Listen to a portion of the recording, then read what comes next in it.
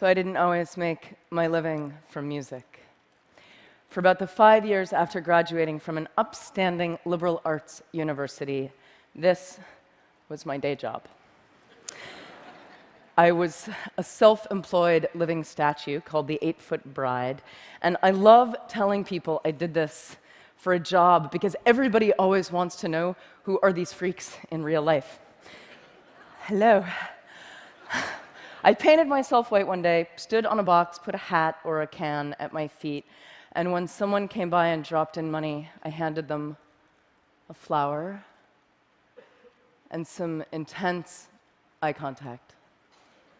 And if they didn't take the flower, I threw in a gesture of sadness and longing as they walked away.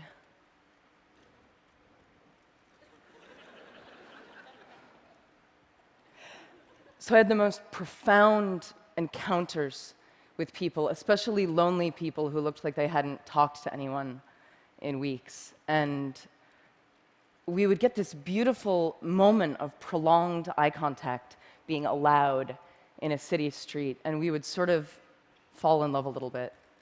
And my eyes would say, "Thank you, I see you." And their eyes would say, "Nobody ever sees me. Thank you."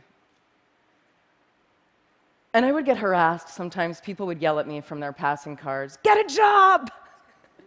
And I'd be like, "This is my job." But it hurt because it made me fear that I was somehow doing something unjob-like and unfair, shameful.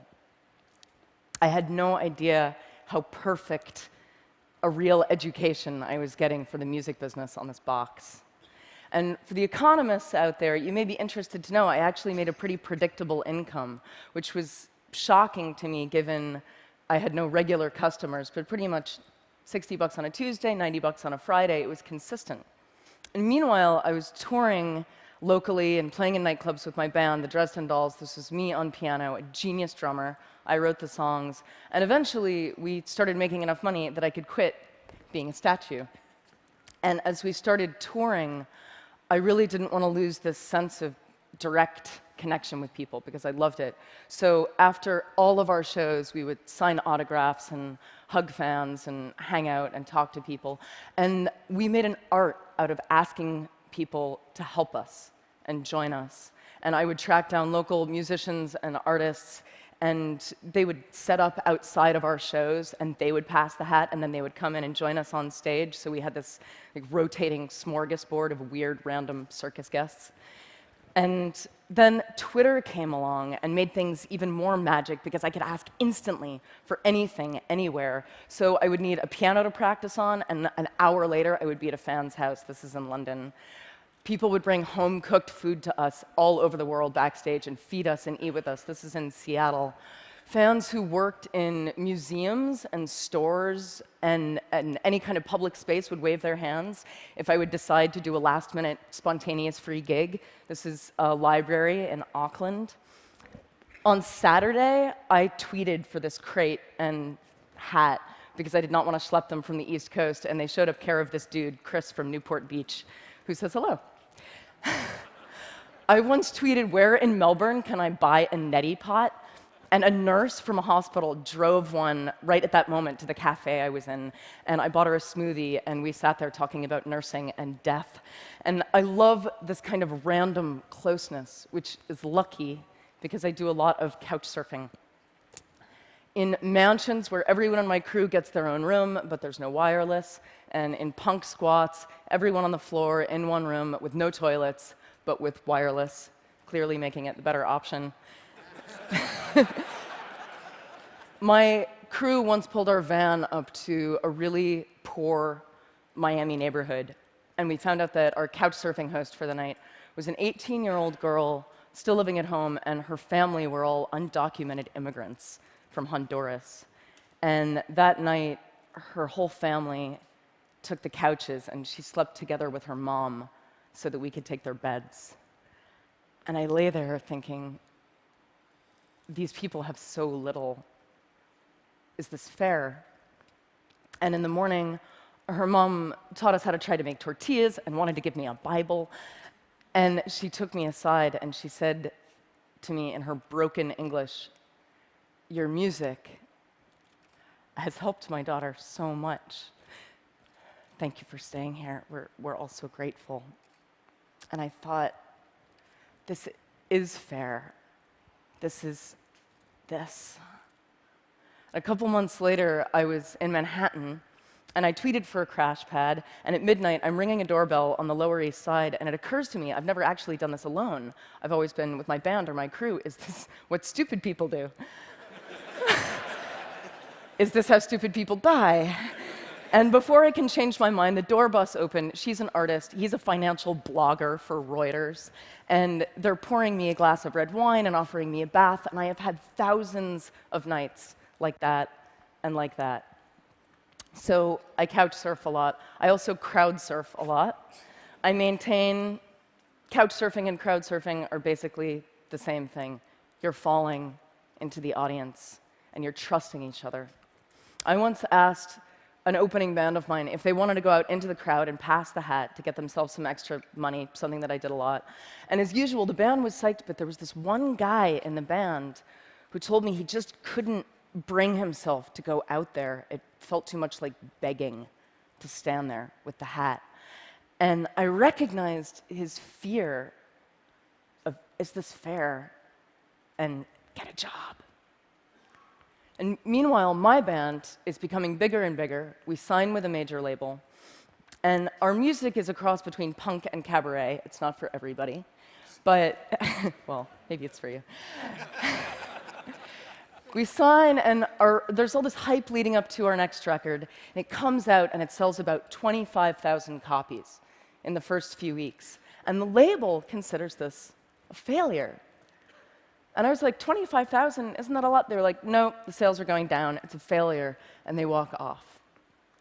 Right at the same time, I'm signing and hugging after a gig, and a guy comes up to me and hands me a $10 bill. And he says, "I'm sorry, I burned your CD from a friend." But I read your blog, I know you hate your label, I just want you to have this money. And this starts happening all the time. I become the hat after my own gigs, but I have to physically stand there and take the help from people. And unlike the guy in the opening band, I've actually had a lot of practice standing there. Thank you. And this is the moment I decide I'm just going to give away my music for free online whenever possible. So it's like Metallica over here. Napster, bad. Amanda Palmer over here. And I'm going to encourage torrenting, downloading, sharing, but I'm going to ask for help because I saw it work on the street. So I fought my way off my label, and for my next project with my new band, the Grand Theft Orchestra, I turned to crowdfunding. And I fell into those thousands of connections that I'd made, and I asked my crowd to catch me. And the goal was $100,000. My fans backed me at nearly 1.2 million, which was the biggest music crowdfunding project to date. And you can see how many people it is. It's about 25,000 people. And the media asked, "Amanda, the music business is tanking and you encourage piracy. How do you make all these people pay for music?" And the real answer is, I didn't make them. I asked them. And through the very act of asking people, I'd connected with them. And when you connect with them, people want to help you. It's kind of counterintuitive for a lot of artists. They don't want to ask for things, but it's not easy. It's not easy to ask. And a lot of artists have a problem with this. Asking makes you vulnerable.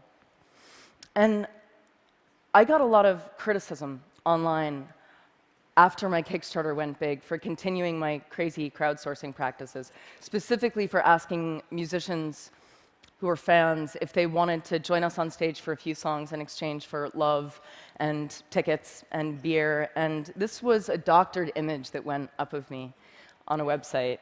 And this hurt in a really familiar way. And people saying, "You're not allowed anymore to ask for that kind of help," really reminded me of the people in their cars yelling, "Get a job," because they weren't with us on the sidewalk, and they couldn't see the exchange that was happening between me and my crowd, an exchange that was very fair to us, but alien to them. So this is slightly not safe for work. This is my Kickstarter backer party in Berlin. At the end of the night, I stripped and let everyone draw on me. Now, let me tell you, if you want to experience the visceral feeling of trusting strangers, I recommend this, especially if those strangers are drunk German people.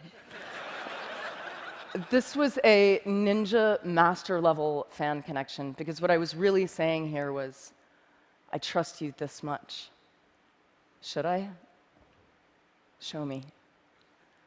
For most of human history, musicians, artists, they've been part of the community, connectors and openers, not untouchable stars. Celebrity is about a lot of people loving you from a distance, but the internet and the content that we're freely able to share on it are taking us back. It's about a few people loving you up close, and about those people being enough. So a lot of people are confused by the idea of no hard sticker price. They see it as an unpredictable risk. But the things I've done, the Kickstarter, the street, the doorbell, I don't see these things as risk. I see them as trust. Now, the online tools to make the exchange as easy and as instinctive as the street, they're getting there. But the perfect tools aren't going to help us if we can't face each other and give and receive fearlessly, but more important, to ask without shame. My music career has been spent trying to encounter people on the internet the way I could on the box. So blogging and tweeting, not just about my tour dates and my new video, but about our work and our art and our fears and our hangovers, our mistakes, and we see each other. And I think when we really see each other, we want to help each other. I think people have been obsessed with the wrong question, which is, how do we make people pay for music? What if we started asking, how do we let people pay for music? Thank you.